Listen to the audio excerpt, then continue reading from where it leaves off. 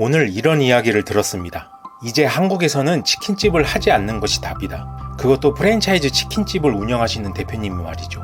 물론 자주 섞인 이야기였지만 왜 이런 이야기를 하는지 제가 현장에서 느낀 프랜차이즈 치킨 창업이 위험한 이유 중 식자재 유통 물류 위주로 이야기해 보겠습니다. 공정거래위원회 자료에 따르면 22년 기준 전국 치킨집은 4만 1천여 개, 프랜차이즈 브랜드는 669개라고 하는데요. 이 숫자에는 개인 매장은 제외입니다. 신규 창업자라면 진입 즉시 이런 치열한 경쟁에 노출되는 상황입니다. 더욱이 연간 폐업률은 10%가 넘고 평균 영업기간은 6-7년에 불과하다고 하니 치킨집을 하지 않는 것이 답이라는 말이 그냥 나온 말도 아니라는 생각이 듭니다. 세부적으로 이야기해보면 첫째, 수익 구조가 붕괴되었습니다. 치킨집 원재료는 평균 매출의 55%에 달합니다. 배달 플랫폼 수수료가 30%를 차지한다고 하며 실제 남는 마진은 7% 내외로 급락했습니다. 여기에 임대료, 인건비, 공과금, 세금 등 고정비가 추가로 발생하죠.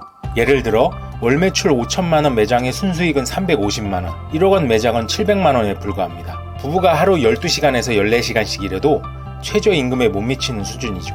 또 앞에서도 언급했지만 배달 플랫폼 의존이 절대적이라는 것입니다. 배달의 민족, 쿠팡이츠 등 플랫폼 수수료가 평균 30%에 달합니다. 29,900원짜리 치킨 한 마리를 팔아도 실제 남는 돈은 1,767원 뿐입니다. 근데 배달 매출이 80에서 90%를 차지하니 플랫폼을 끊으면 영업 자체가 불가능합니다. 메뉴 가격을 올려도 수수료가 정률제로 따라 올라가 가격 인상만으로는 수익성 개선이 어려운 구조입니다. 둘째, 본사 입장에서는 전용 상품 세팅이 필수입니다. 이 말은 가맹점 입장에서는 자체적으로 원재료 절감이 어렵다는 의미입니다. 지금도 프랜차이즈 대표님들을 대상으로 상담을 할 때면 항상 물어보는 것이 있습니다.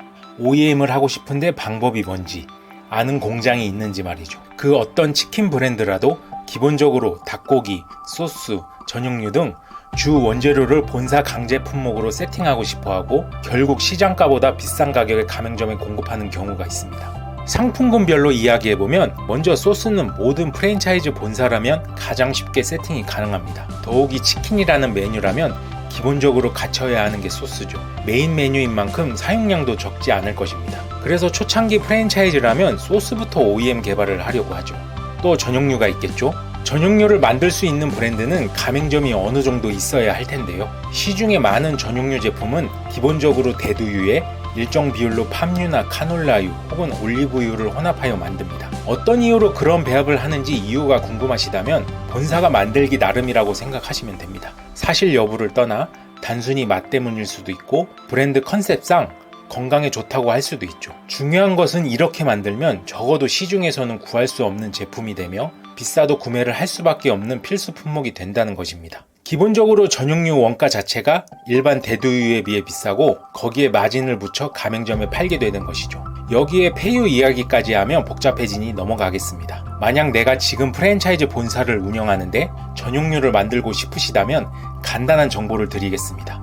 어떤 제품을 OEM 하더라도 제조사 입장에서는 MOQ가 중요합니다. 결국 내 브랜드 전체 매장의 월 사용량이 가장 중요하죠. 제조사마다 약간의 차이는 있겠지만 보통 동판 제작을 하면 3,000캔 정도를 기준으로 하니 3,000캔을 기준으로 몇 달 안에 소진이 될지 판단하셔서 제조사와 협의를 하시면 됩니다. 제조사 입장에서는 보관하는 것도 비용이니까요. 그리고 가장 중요한 닭고기를 말씀드리면 웬만한 본사는 물류 수익을 내기 어렵습니다. 특히 국내산 닭고기라면 말이죠. 현재 유통 구조에서 따로 본사 마진을 책정한다면 무조건 가맹점은 비쌀 수밖에 없는 구조죠. 그래서 대부분의 메이저 본사는 직접 유통, 도축업체를 운영하게 되고 닭고기 가격을 관리하려고 합니다. 이러면서 항상 이슈가 되는 게 본사 친인척이 유통에 개입해 공급가가 비싸다는 이야기가 나오게 되는 거죠. 셋째, 외부 악재와 시장 변수가 점점 많아지고 있습니다. 조류 인플루엔자 등 외부 악재가 발생하면 닭고기 수급이 불안정해지고 원가가 급등합니다. 올해 초에는 조류 인플루엔자, 이상기온, 영남지역 화재 등으로 국내산 순살 및 부분육 공급에 큰 차질이 생겼습니다. 일부 가맹점은 주문량의 30%만 공급받는 상황에 놓여 매출이 20% 가까이 줄었다고 하는 매장도 있었다고 합니다. 또 최근에는 브라질산 개육 수입 중단이 되어 지금도 운영하는데 어려워하시는 분들이 많으실 겁니다. 고정비 상승과 맞물려 본사는 여러 이유로 바로 식자재 가격을 인상할 수 있지만 가맹점은 판매가를 인상시키지 않는 이상 그 불이익은 모두 점주가 감당하게 됩니다.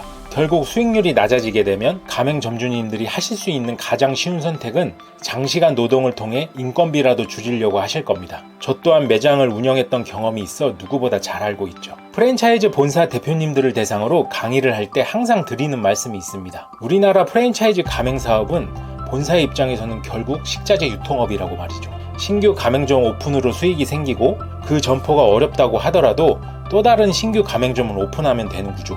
좀 더 솔직하게 이야기하면 기존 매장이 어려워 폐점을 하더라도 신규 오픈 매장이 생기면 본사는 오히려 돈을 더 벌게 되는 구조라는 것이죠. 좋다 나쁘다를 이야기하려는 것이 아닙니다. 지금 일어나고 있는 현상을 이야기하는 것이죠. 그래도 제 주변 지인들 이야기를 들으면 우리나라에서 절대 없어지지 않을 메뉴 중 하나는 치킨이라는 생각이 드는데요.